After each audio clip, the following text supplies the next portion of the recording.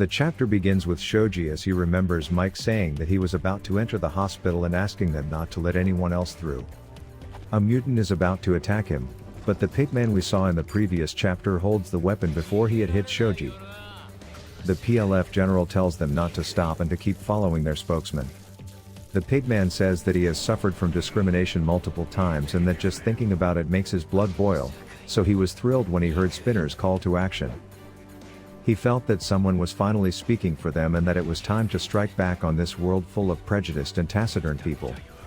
But as he listened to Shoji's words, he realized that there are also good people in this world, that he doesn't know everyone. The general starts to despair, saying that the plan was perfect but that Octopus ruined it. Some other mutants tell them to keep marching, but the pigman isn't over. He doesn't know how he should have acted. Was he supposed to just keep quiet and do nothing? Shoji says that their protest was neither a mistake nor a waste of time. This is when a hero says that the mutants' words resonated with him and apologizes for using violence to stop them.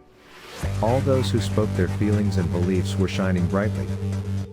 Shoji tells them to use this light to change society, to make those who are prejudiced feel ashamed to even consider raising their fists against mutants. Rocklock then realizes that the protesters have finally stopped. Spinner is out of strength. His body has shrinked and he can no longer move a finger.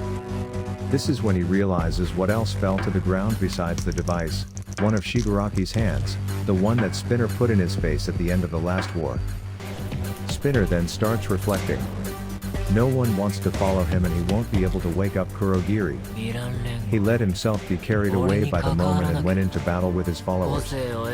But all he really wanted was to be able to reach Shigaraki.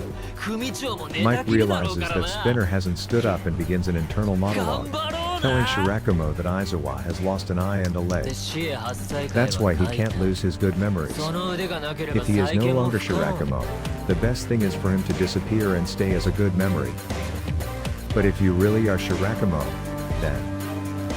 Mike is about to finish the sentence and say something out loud, but Spinner finally stands up. While remembering all his moments with Tomura, he puts the hand on Kurogiri's face and says, "Let's go save Shigaraki and the others."